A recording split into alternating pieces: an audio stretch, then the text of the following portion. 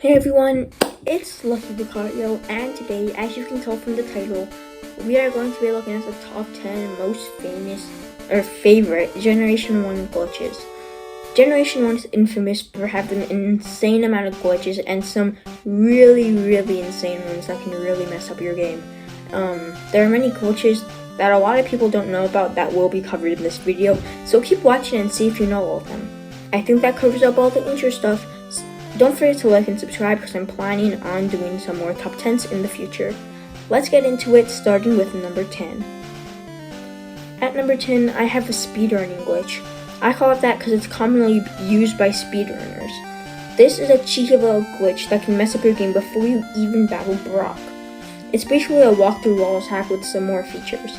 You'll see it later. First, you need a level 8 Bulbasaur with 16 tackle PP and 36 growl PP. I don't know why this matters, but you need it to do this glitch, so just make sure you have that.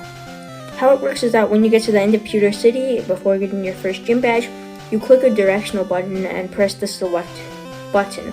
Doing this can already damage your game. After successfully doing this, get out of the menu and go to where the guy is blocking you from progressing. He will let you pass a few extra steps before stopping you, and then he tells you to follow him. After he tells you to follow him, right before you exit, press the dialogue and select at the same time.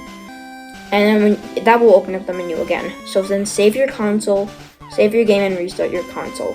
When you load back, he will start talking and then leave. After a few seconds, he should reappear in the spot he usually is, so just talk to him again. And when he finishes talking, he should just start running across the screen. After that, you can walk through walls and do everything pretty easily. Now you have access to all the talents and basically rule your game cartridge. I put this at number 10 since the requirements are mad. You don't have the freedom to choose your starter, it has to be level 8, it has to have this certain PP, but it's a bit specific for my liking if you ask me. I still think it's really cool, like the reward is better than what you get. So yeah, but this is number 10, so let's see what else is in stock. Number 9 is the SSN and the Return of the Mew glitch. This is a cool glitch, but not super helpful. I thought I would just slip it at number 9 because it's pretty cool to do. There's actually a way to get back to the SSN after it departs. All you have to do is save one tile above the sailor commander thing and then just turn right. Save your game, soft reset. Then if you use surf, you will actually surf directly over him and into the SSN. It looks hilarious and silly, but it actually works. Now you have access to the SSN, and you can also surf to the truck that is supposed to have a Mew. Spoiler alert, it does not have Mew, but still a pretty cool glitch. Number 8, we have the Safari glitch. This glitch lets you capture Pokemon without having to use those stupid Safari balls. They're so annoying, but you can actually completely bypass that. It's one of the easiest glitches ever. Other than having to use the Safari balls, you don't have to throw rocks. You can do it like a normal Pokemon battle. You can send out Pokemon, do damage, just like how you would outside the Safari Zone. All you have to do is go up to the Safari Zone, and then leave and fly to Cinnabar.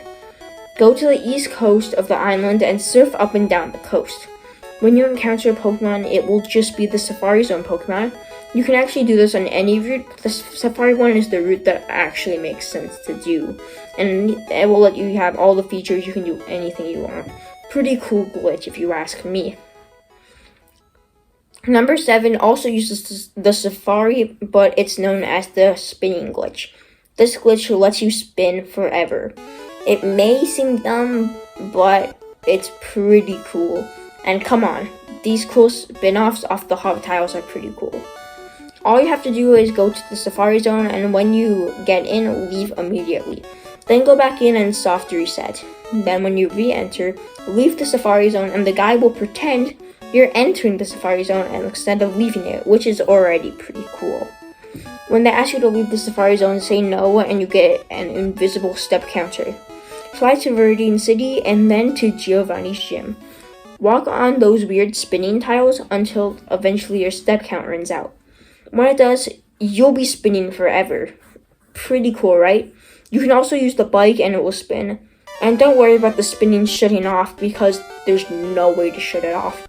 I've tried almost everything except resetting my game save data, which I would never risk, but so use at your own discretion if you want to use this glitch.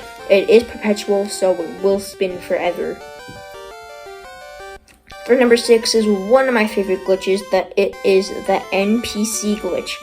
This glitch is really cool, where you can manipulate a walking NPC to a certain spot by blocking their path in an area. You can jump on them. Okay, bye. You can do tons of things with this, but my personal favorite is at the beginning of the game in Pallet Town. You can manipulate this NPC right here to the top of Pallet Town, and when you get to the top and when the NPC goes up into the tall grass at that very spot, quickly turn one right and one up, and the Professor Oak cutscene will start. But this needs to be before you do it, otherwise it won't work. Instead of taking you to his lab, he really does this funny thing. Pretty funny. He leaves you on top of the lab, and eventually you just get transported into the lab. It does take a while, but it's still pretty funny. He leaves you there's so many things you can do with this glitch though. You can move NPCs across towns and even bring NPCs into buildings. Well, not really, but you can put them on the doors, which is still funny. Glitch number 4 is the Nidoking before Brock glitch. This glitch is one of my favorites if you really want to speedrun or anything else. It's very complex and hard to explain, so I'm just gonna put a link in the description down below on how to do it. I gotta say, this is a crazy glitch that I'm sure many of you will enjoy. Now we're on to number 3, and in the number 3rd spot, we have the infamous one, the Professor Oak battle glitch. Using this glitch, you can actually battle the very own Professor Oak.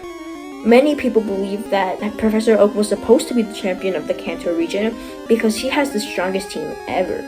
But the writers changed their mind. However, they made a mistake when they were coding the game, so we can still enjoy the battle to this day. This glitch is another complicated one, so I'll leave a video down in the description on how to do this one. This is the team that Professor Oak uses though.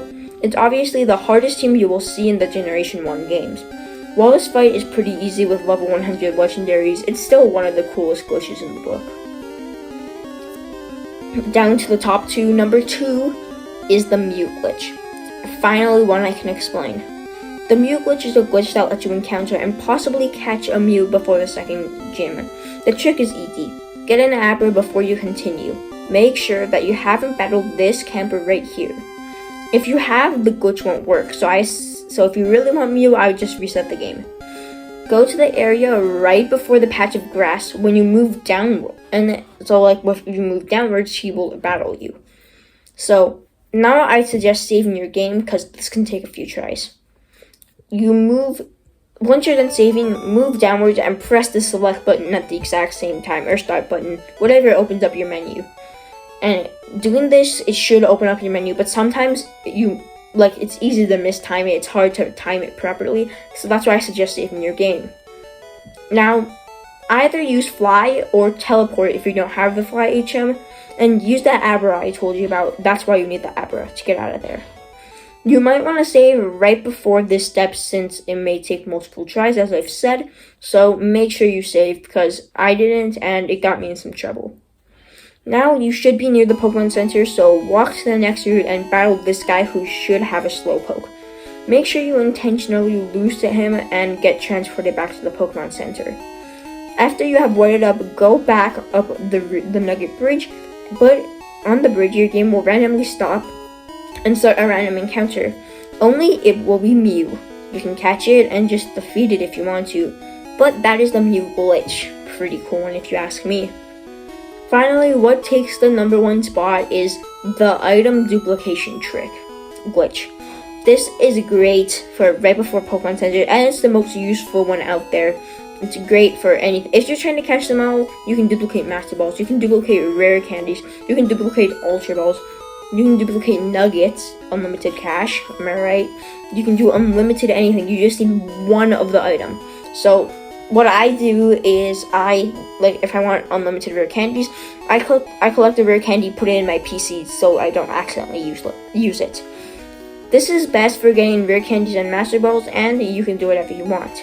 Before starting this glitch, make sure the item you want to duplicate is in the 6th spot of your bag. You can change the order of the item using the select button, but I'm sure you already knew that. Just make sure it's in the 6th spot.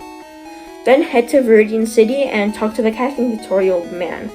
He'll do the tutorial and all, and after that, fly to Cinnabar Island and surf on the coast, just like with the safari glitch. Eventually, you'll encounter this missing note. Don't worry, it's harmless, and just run away to save time. Now, surf back on Cinnabar, and the item in your 6th spot should be duplicated. If you want to do a different item, just switch the item order by using the select button, and if it didn't work, just try it again. So that's it, guys. Those are my top 10 glitches in the Generation 1 games. What did you think? Did you enjoy using these glitches? What other glitches would you recommend I put in this video? Put all the answers in the comments. But that's all I have now, so don't forget to subscribe and join the Lucky Gang for guaranteed good luck, and I'll see you guys in the next one.